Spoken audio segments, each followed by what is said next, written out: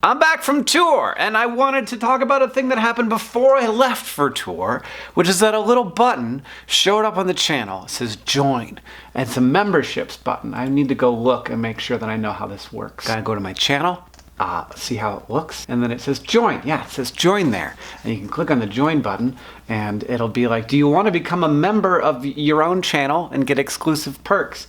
You get a little Hanklerfish badge, and you can also join us for the Let's Be Dumb, which is a monthly live stream that I'm going to do on the third Thursday of every month. You can suggest video topics and AMAs, and some people have already done that. I mentioned this briefly in a video, but I didn't talk about the thing that it was, which is just a way to basically help us fund Crash Course in SciShow, because all the money goes into the same pot. So that's just what this is. That's why it's there. I also, just when YouTube is trying new things, I like to use those things to see if they might be interesting and to see what I think about them. So far what I think, I'm getting about $120 a month through this. That's good, but less than that. Because, so there are various types of crowdfunding in the world, and we're just gonna talk about monthly, like paid subscription kinds of things.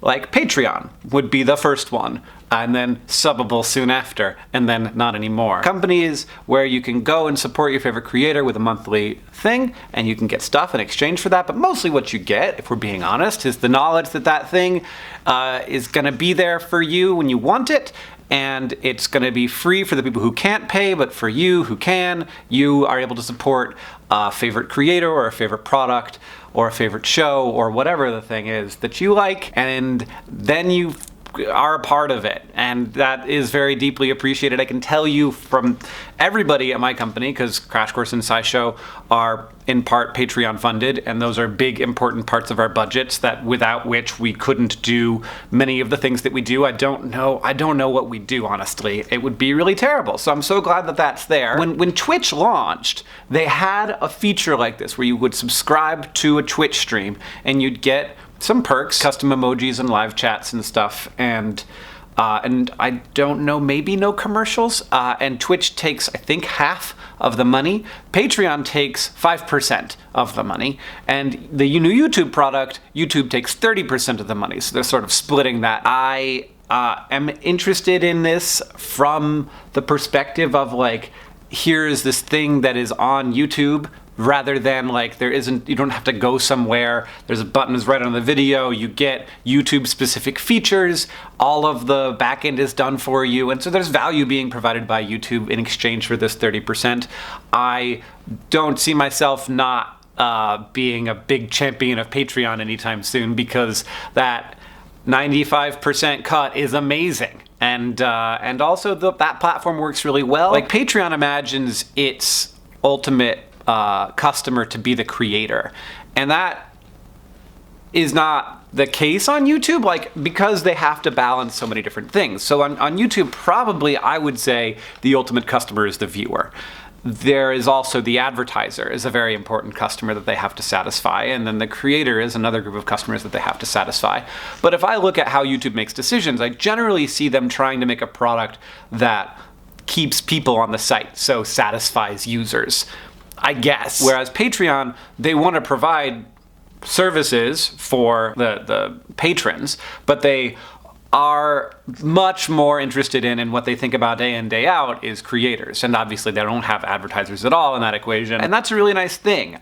It also means that, like, YouTube is in control and Twitch is in control of the ultimate relationship between the creator and the viewer. This is why people get really scared about subscriptions pages, and like, I can't like email all of my subscribers. I can't really reach them anyway if they don't choose to have me reach them.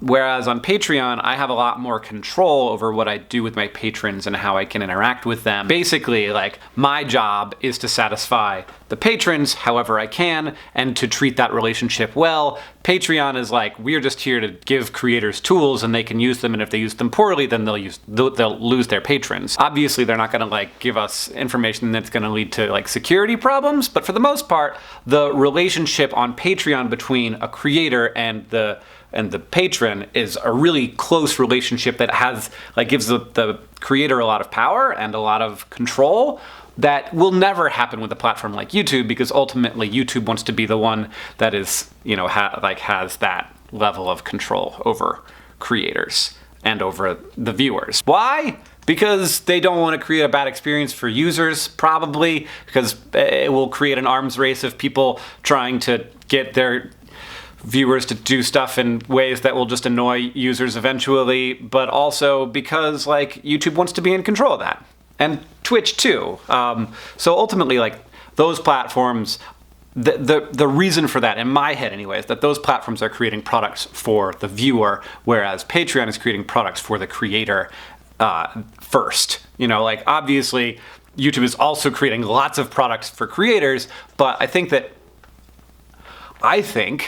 it makes it seems to me that they're ultimately most concerned about keeping viewers on the site rather than keeping creators on the site.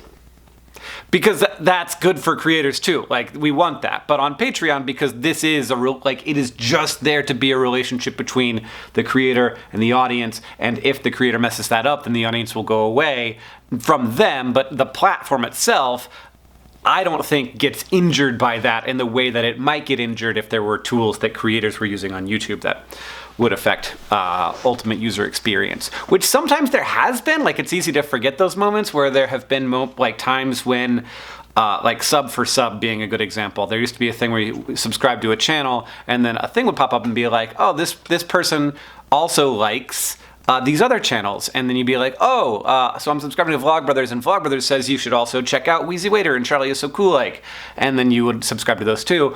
Those boxes got big and they got important, and they resulted in a lot of people subscribing to a lot of channels that they didn't really care about, and those, like, being in that little box thing was traded sometimes for money, and it became a bad user experience because creators are trying to figure out how to inflate their subscriber numbers. Similar things to that have happened over the course of YouTube history. When YouTube gives creators tools, sometimes we abuse them so that we can grow our audiences, which I guess isn't a huge surprise. But that is something that is much harder to do with a platform like Patreon. Just talking a little bit about like the fundamentals of why these platforms are different from Patreon, which to me is like such a vital and important part of this ecosystem. I feel like if I thought this product was going to hurt Patreon, I almost wouldn't use it, but I don't think it's going to. I think that it is additive, and also I'm like very in favor of any opportunity to help creators get paid, not through advertising. I just think advertising is a scary business to be in, and on the internet we are so undervaluing human beings' time that I want to get away from it because I don't think it works well. Yeah, and I'm interested in it. And so we're gonna do those live streams, and we're gonna, you get your custom Hanklerfish emoji, which I might update because it looks a little like a blue blob right now. Maybe I can do it better. Maybe I can get somebody to do it for me. And yeah, and you can also suggest AMA topics. So like, you can just ask me a question. I can try to do advice. I could also answer questions about the book. I could answer questions about my life doing business or being a human being. No guarantees for answers to those things, because sometimes I don't want to talk about certain topics because it gets too touchy for me. I hope you respect that and understand. So far, the questions I've gotten are totally answerable, and I will be answering them soon, so thanks for sending those in, people. I got like 23 members to the channel now. I think it's called memberships. I think that it was called memberships and they changed it maybe. Join is what the button says. You may be seeing those pop up in various places, and it's been popping up on Hank's channel here. So I do appreciate everybody who does join. If you want to support through Patreon, you can also do that. There's like, if you just sign up to Dear Hank and John's Patreon, that will go into the same bucket. And you also get access to This Week in Ryan's, which is our patron-only podcast, which we didn't record this week. Sorry, I was too sick to start on time, so we didn't get that done. I'm excited to see those Hanklerfish emojis pop up. They do get like more advanced as time goes on. They'll start looking different. It's an interesting model to me, and it really means a lot. And of course, the last thing I want to say is don't do any of this if you can't afford it. Make sound financial decisions. We will be fine. We will make the decisions correct for the company based on how much money we have coming in. So this is not an obligation, and I promise that the live streams will not be such wonderful moments that you will miss out on and you'll be sad that you weren't there. I'll make them bad, I promise. They'll be terrible. So that's my very soft pitch for being a member of Hank's channel here. Thanks for hanging out, and I am interested in this product, and I hope that it helps creators create and be professionals. And if you have other channels that you want to support, if you see that join button, that is a really fantastic way to do it. I'm doing it for a few channels, in addition to a lot of channels that I support on Patreon.